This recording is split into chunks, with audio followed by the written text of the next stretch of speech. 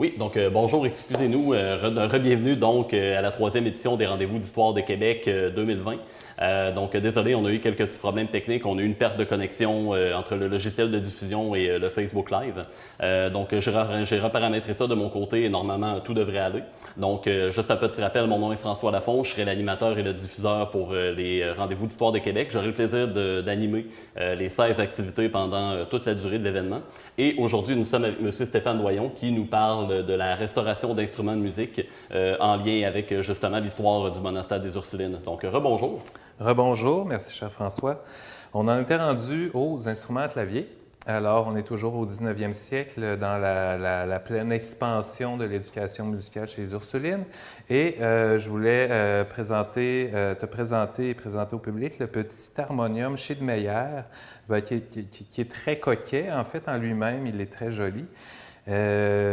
Pour parler, en fait, il y en a un qui a été restauré au centre de conservation. Celui-là est en exposition, s'il y a des gens qui veulent le voir, ici au musée. Donc, celui-là, c'est son frère jumeau, en fait. Il semble que les Ursulines en aient acheté plusieurs en même temps. On peut imaginer une jeune élève pratiquer là-dessus, quoique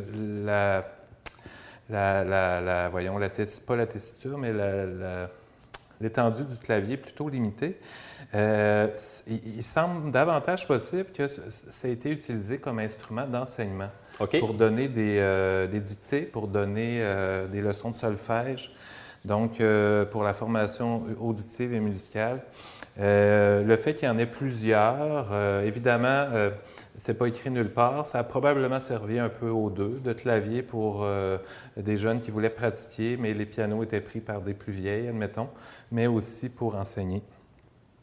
Et j'aimerais mentionner un autre instrument qui est dans la collection, qui est une petite perle très intrigante, qui est un harmonium, probablement un des plus anciens fabriqués apparemment au Québec, qui serait de Samuel Russell Warren, qui est un facteur d'orgue connu.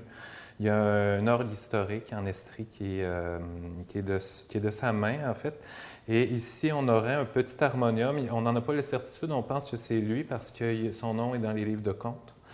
Et c'est un petit harmonium à deux claviers qui est pratiquement un guide chant, mais qui a la forme à peu près d'un meuble stéréo, je dirais, des années 80, là, qui est comme une forme de prisme rectangulaire, qui a un clavier très court, une seule pédale. C'est un instrument très intriguant qui est présentement pas en exposition, donc éventuellement, peut-être que j'aurai la chance de m'y pencher davantage. Donc, j'enchaîne avec la prochaine diapositive. Oui, je vais vous mettre ça à l'instant.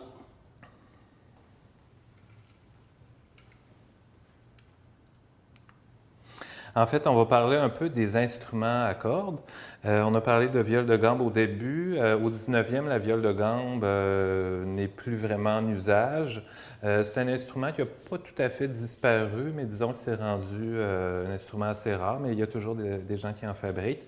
Là, on rentre de plein fouet dans l'industrie, la production pratiquement du 20e siècle. Cette mandoline-là, qu'on dit modèle Butterfly, papillon, a été fabriquée par R.S. Williams & Son. Richard Sodgen Williams est un fabricant d'instruments qui a commencé dans les années 1840 dans une fabrique de mélodium, de mélodéon. Donc, c'est un fabricant de clavier qui va éventuellement diversifier sa production. Et à la fin du 19e, c'est une grande maison qui a des succursales à travers le Canada. C'était probablement le plus important fabricant d'instruments de son époque. Et on a pu, en fait, l'étiquette du fabricant a été perdue sur l'instrument. On ne savait pas qui l'avait fabriqué. Et en fouillant dans les catalogues, la description écrite de l'instrument modèle Butterfly, on reconnaît bien un papillon là, sur la mandoline, là, mais la description est à ce point précise qu'il n'y a aucun doute que ce soit effectivement un instrument de R.S. Williams. Ça facilite la recherche dans ce temps-là? Oui, bien disons que l'étude des catalogues anciens, c'est vraiment un gros morceau de la recherche dans les instruments, je dirais, 19e, 20e siècle, là. La mandoline n'était pas particulièrement endommagée. D'ailleurs, on la voit sur des photos où des pensionnaires en jouent autour de 1900. Donc, c'est pour ça qu'on pense qu'il date de entre 1900 et 1920. C'est possible que les Ursulines en aient eu d'autres de même modèle, parce qu'il y en a plein dans la collection des mandolines napolitaines de ce type-là. Il y en a plusieurs. Donc, c'est un instrument pas trop abîmé, mais en fait, le problème principal, si on avance à la prochaine diapo, c'est que beaucoup d'éléments décoratifs étaient décollés, soit perdus ou soit en voie de l'être. Et entre autres, la garde, qui est la plage en imitation d'écailles de tortue sous l'ouïe, là, sous le trou ovale de la mandoline, il y a cet élément-là avec le papillon en acte de perle au centre qui était en train de se décoller. Il a fallu démonter les cordes, décoller, en fait, déposer les éléments qu'on voulait pour nettoyer la colle et après les remettre en place. C'est un traitement, je dirais, modeste là, dans l'ensemble parce que c'est un instrument qui, est, comme je l'ai dit, n'avait pas beaucoup souffert. Les cordes anciennes, on ne sait pas si elles sont d'origine, mais il y a des cordes anciennes sur l'instrument qui ont été préservées, puis il y a des cordes moins anciennes, très corrodées, qui ont été remplacées. Et sur le pourtour, il y a des incrustations de nacre de perle qui ont été complétées. On peut passer à la prochaine diapo. On voit les cordes neuves, finies bronzées. C'est un choix en collaboration avec la conservatrice à l'époque. Parce que c'était plus présentable, ça s'harmonisait bien avec les cordes anciennes qui sont finies laiton. Et si vous remarquez sur le pourtour, on voit les incrustations de nacre de perle qui sont neuves et que j'ai fabriquées à partir d'abalone, de coquilles d'abalone, qui est un crustacé là, semblable à celui qui produit les perles, le nacre de perle. Mais pour la petite histoire, en fabriquant puis en posant les incrustations d'abalone, j'ai remarqué, en fait, ça m'avait échappé au début, c'est un petit peu honteux, mais les incrustations d'origine étaient en fait du plastique. OK. Donc, ce n'était pas du vrai nacre de perle. Moi, j'ai fait des comblements, j'ai fait des remplacements avec du véritable nacre de perle, ce qui les rend faciles à distinguer, disons, pour les générations futures. Entre du plastique et du nacre de perle, effectivement, les deux doivent être quand même assez faciles à distinguer, j'imagine. À une certaine distance, on ne voit pas la différence, là, mais quand on regarde de proche, le nacre de perle a évidemment un éclat puis une façon de refléter la lumière qui est très particulière. Avant de quitter la mandoline, j'aimerais parler de R.S. Williams parce que c'était un grand collectionneur d'instruments de musique et il a acquis des viols de gambe qui ont été trouvés dans un caveau de l'hôpital général autour de 1860. C'est un événement historique au Québec qui est malheureusement peu documenté. Il y a eu quelques articles ici et là, mais ce n'est pas un événement dont on connaît toutes les tenants et aboutissants. Mais R.S. Williams va en acquérir et aujourd'hui, il y a une viole de gambe de Nicolas Bertrand qui est au Royal Ontario Museum, au Musée royal de l'Ontario à Toronto, et ça provient de la collection de R.S. Williams, et cet instrument-là provient de l'Hôpital général de Québec. Pour la petite histoire. Alors, on enchaîne avec un instrument qui est ici. Parlant d'instruments à cordes, je tenais à présenter un violon de fabrication québécoise parce que dans les collections, il y a plusieurs violons, fabrication américaine, européenne, française, mais il n'y en a qu'un seul qui a été fabriqué ici au Québec, et je vais le montrer à la caméra. C'est un violon qui a été fabriqué par Ernest Brisson de Saint-Marcellin, près de Kamouraska. Et Ernest Brisson était un violoniste ou violonneux, je ne sais pas comment lui se décrivait, là. En tout cas, c'est un violoniste très célèbre dans sa région. Et son fils, Gaston Brisson, va avoir une carrière de comédien, chanteur, musicien. Il va être assez célèbre dans les années 60-70. Il va faire des disques. Aujourd'hui, il est peut-être un peu tombé dans l'oubli.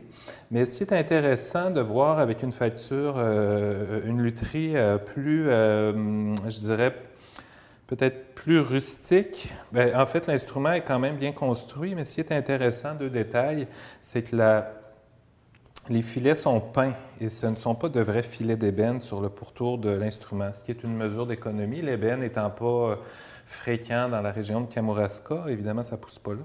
Et la touche, en fait, c'est de l'érable à sucre qui a été noirci pour imiter l'ébène, encore une fois. Le cordier semble plus récent, lui. L'érable à sucre donne un beau film illustré, je trouve, quand même, sur le manche. Oui, mais il y a une finition assez épaisse parce que l'érable à sucre est pâle normalement. OK, oui. Donc on a mis vraiment plusieurs couches pour... Oui, oui, pour imiter l'ébène. Donc, c'est pour montrer, en fait, un instrument. L'archet allemand, évidemment, n'est pas de fabrication québécoise, mais il y a un très bel étui en bois sculpté, en fait, façonné pour prendre la forme du violon, ce qui est assez... ça se voit à l'occasion, là, des étuis de fabrication qui est vraiment fait sur mesure.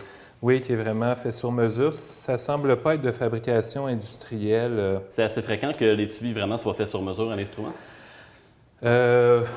Habituellement, oui, en fait, je veux dire, il faut que l'instrument puisse bien y loger de façon sécuritaire, mais on voit ça fréquemment. Il y a une guitare aussi, une guitare qui a été réparée par Roch Lyonnais de Québec, un luthier réparateur, homme à tout faire de Saint-Roch qui était très polyvalent, très habile, et il a réparé une guitare, et il y a pour cette guitare-là un étui tout fait en bois. Un étui à guitare, puis c'est peut-être de sa fabrication, mais il faudrait voir, là, mais ça semble être une fabrication moins industrielle, plus artisanale. Plus artisanale, oui. Alors, je mets de côté le violon d'Ernest Brisson pour entrer dans le dernier sujet de ma présentation, déjà. En fait, je dirais l'avant-dernier sujet, qui est une auto-harpe. Les Ursulines en possèdent 3, je crois. Mais plus largement, c'est pour parler de la cithare européenne qu'on retrouve dans le folklore suisse, allemand, qu'on retrouve vraiment dans différents pays. La cithare va, si vous allez taper là, sur Google cithare autrichienne, vous allez voir des images. Normalement, c'est un instrument qui a cette forme-là, mais qui contient à peu près 2 octaves de notes et des chœurs. Ce qu'on appelle des chœurs, c'est des groupes avec une note grave et quelques notes aiguës pour former des accords facilement. Ici, la auto-harpe, c'est une adaptation industrielle de la cithare européenne. Celle-ci est également fabriquée par R.S. Williams & Son.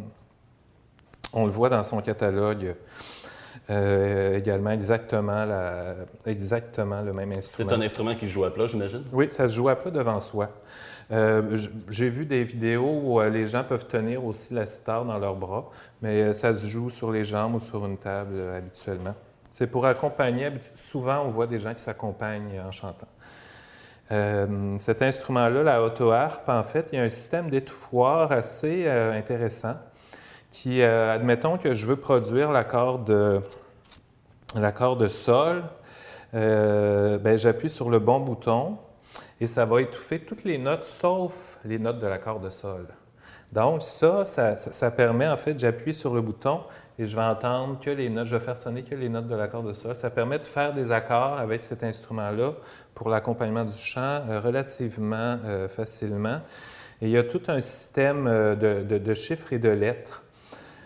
Souvent qui correspond à ce qui est indiqué dans un manuel d'utilisateur. Souvent, ces instruments-là venaient avec un petit guide d'utilisation.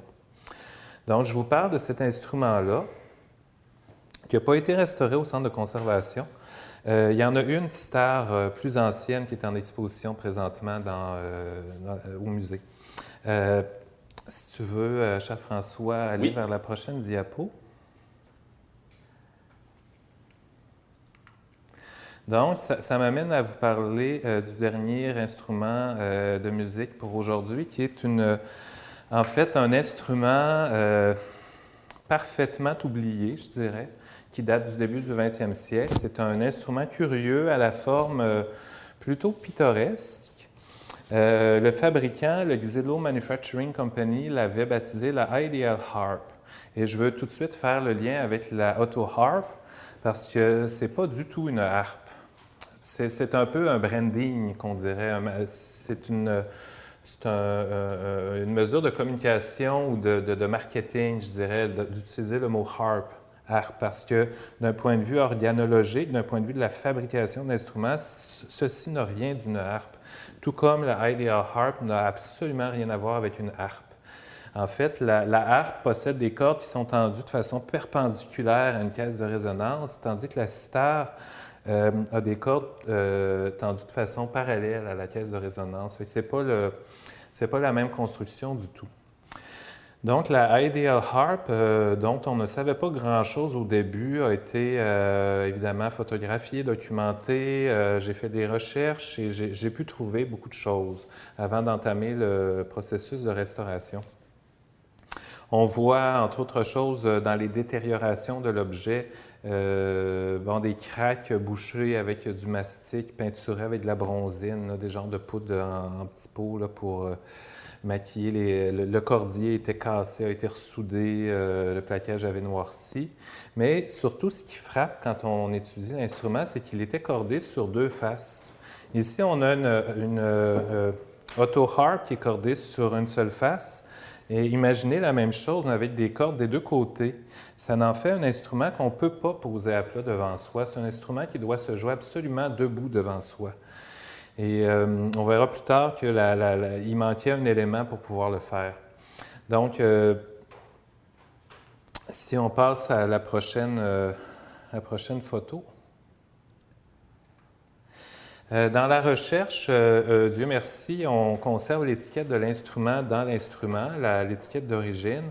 La compagnie aujourd'hui, c'est à peu près impossible de trouver de l'information à son sujet, mais le Bureau des brevets aux États-Unis conserve les brevets, ce qui est une chance pour les chercheurs. Donc, le premier brevet de 1903 concerne en fait une invention qui est un cordier pont. En fait, c'est que la pièce de métal que je vous montrais qui est noircie, là, ça sert à la fois de cordier pour retenir les cordes et de pont pour transmettre les vibrations à la caisse de résonance. Ce qui n'est pas le cas normalement dans la lutherie classique, où il y a un cordier puis il y a un pont qui sont deux pièces distinctes.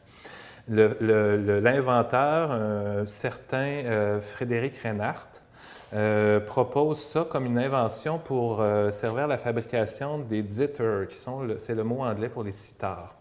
Donc, lui proposait finalement une pièce à des gens qui fabriquent des cithars.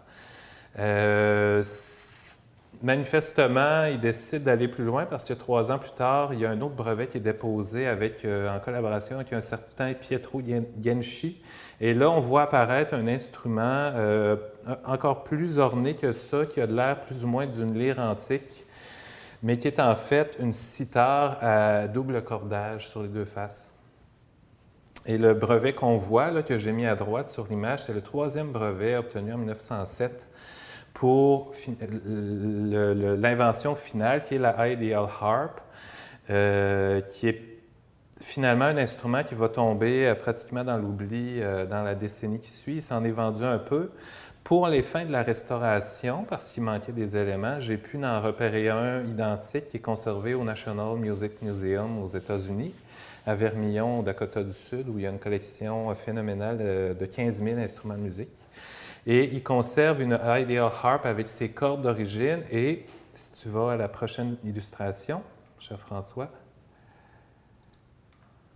et qui conserve aussi sa base. Ici, on voit un détail du côté de la photo et complètement à gauche, il y a une planche de bois qui permettait de poser de façon stable l'instrument devant soi parce que puisqu'on joue à 2 mains, on ne peut pas le tenir avec ses mains.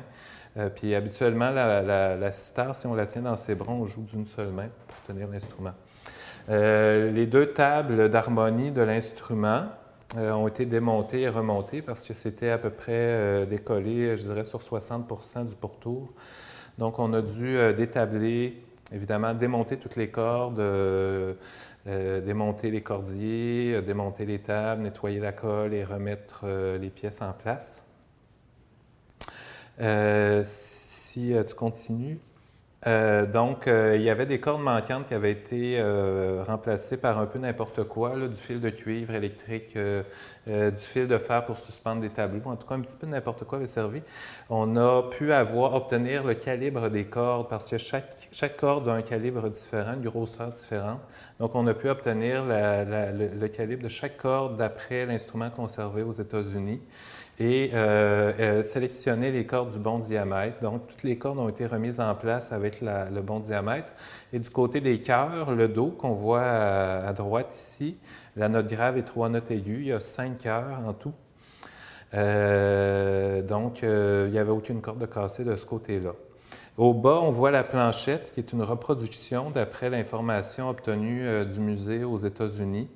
Et il s'avérait qu'il restait des débordements de peinture d'origine sous l'instrument. Donc, on avait la teinte, on avait la couleur. Donc, on aura pu reproduire le format, l'épaisseur, la mouluration et la couleur de la planche comme c'était à l'origine, ce qui permet de le poser de façon plus stable à la verticale.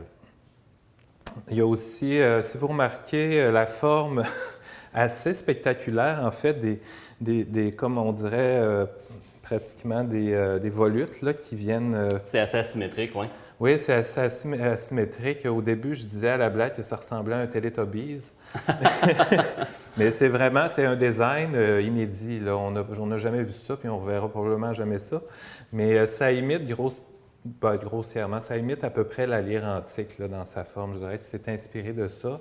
Il y a un petit décor peint, ou peut-être à décalque, je crois, de rose. On se demandait si c'était les Ursulines qui avaient fait ça, mais il semble que ce soit d'origine. Et enfin, si on va à la dernière photo, on voit finalement le cordier restauré. On a collaboré avec un joaillier qui a refait des soudures à l'argent, qui a repoli le chrome pour faire disparaître les brûlures. Wow!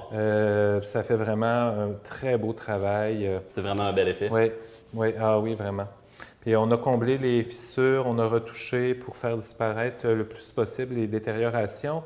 Et le but n'étant pas de faire paraître l'instrument pour neuf, ce qui serait un peu une tromperie, en fait, parce que l'instrument a servi, mais de conserver l'usure, mais pas les défauts, je dirais, plus accidentels ou des défauts qui défigurent l'objet. Donc, on souhaitait le rendre présentable sans pour autant qu'il ait l'air d'avoir été fabriqué hier, ce qui n'est évidemment pas le cas.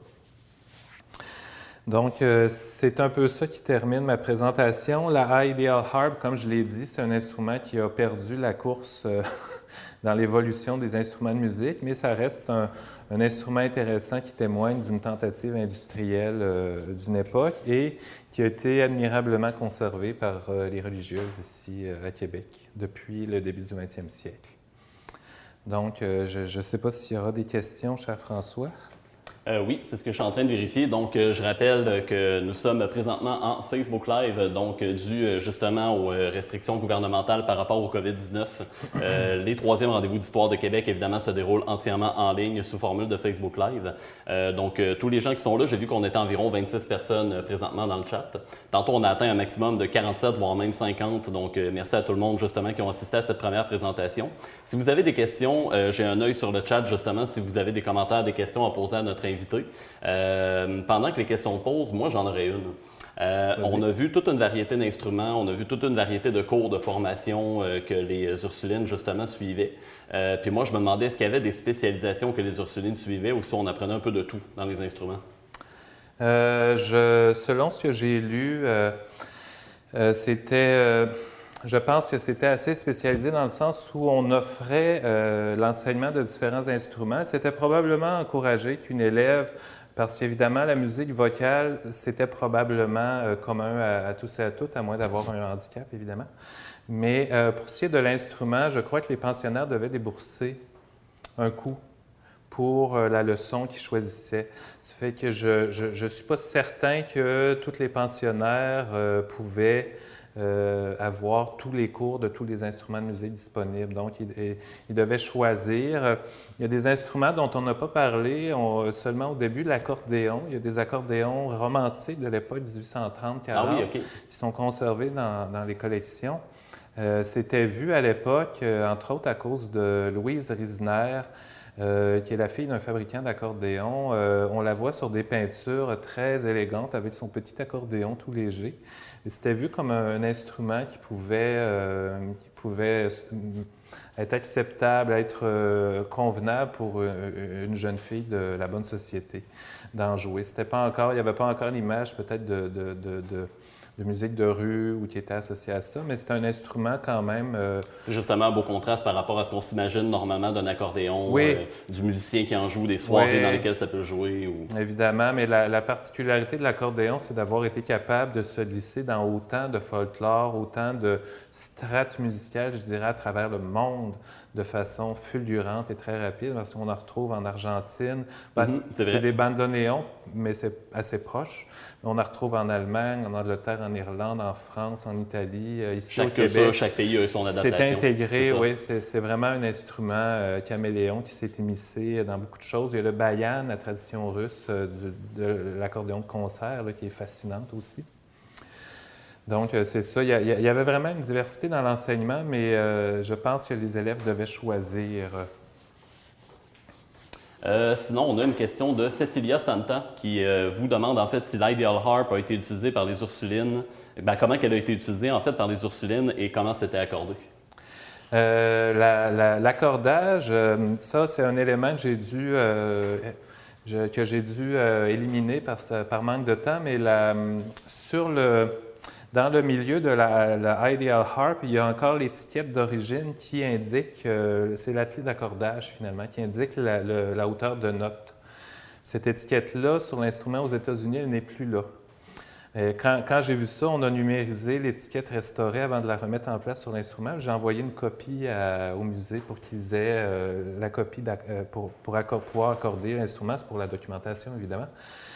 Donc, pour l'accordage, avec une clé qui est semblable aux clés d'accordage pour les pianos, les harpes, là, finalement, il y a une cheville en métal qu'on tourne pour avoir la bonne hauteur de note. On accordait selon les indications d'étiquette. Et quant à l'usage, c'est difficile de savoir qu'est-ce que les Ursulines ont fait de cet instrument-là.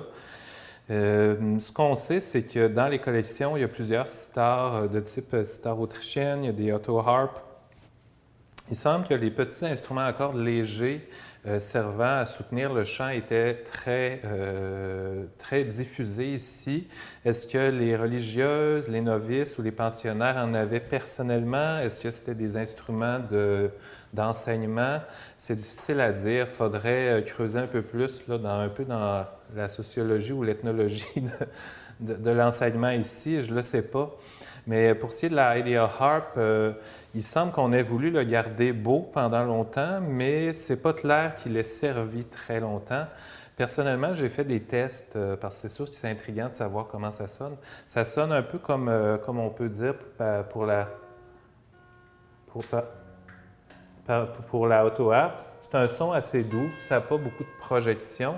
Je dirais que la Ideal Harp avait encore moins de projection. Je pense que d'un point de vue de la fabrication, il y avait un petit peu des contresens pour la vibration, la propagation du son. C'est un instrument qui sonnait un petit peu étouffé.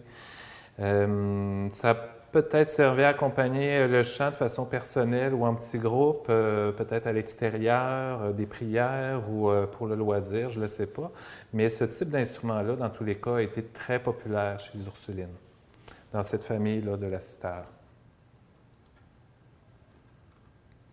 Merci beaucoup pour la réponse. Donc, c'est déjà la fin de cette première activité des 3e rendez-vous d'Histoire de Québec. Donc, merci à tous ceux et celles qui ont assisté à cette première diffusion en direct des 16 activités qu'il va y avoir de diffusées en Facebook Live sur la page des rendez-vous d'Histoire de Québec. Donc, mon nom est François Lafont, historien gamer sur la plateforme twitch.tv sous le nom de Hellfrank. Et merci beaucoup à M. Stéphane Doyon pour cette magnifique présentation. Merci également à toi et merci au Rendez-vous de l'Histoire pour l'invitation. Donc, nous, de notre côté, il va y avoir d'autres conférences qui vont être prévues tout au long de la journée. Donc, manquez pas les notifications. Si vous n'avez pas déjà cliqué j'aime sur la page Facebook, nous vous invitons à le faire. Il va y avoir une prochaine diffusion vers 13h, 13h15 environ qui va être présentée. Donc, ne manquez surtout pas ça. Et les vidéos, pour si vous avez manqué le début de la présentation, seront tous disponibles en différé sur la page Facebook des Rendez-vous d'Histoire de Québec. Donc, on vous souhaite un bon midi, bon début d'après-midi ou bonne soirée selon où vous vous trouvez dans le monde. Et on se revoit pour la prochaine activité.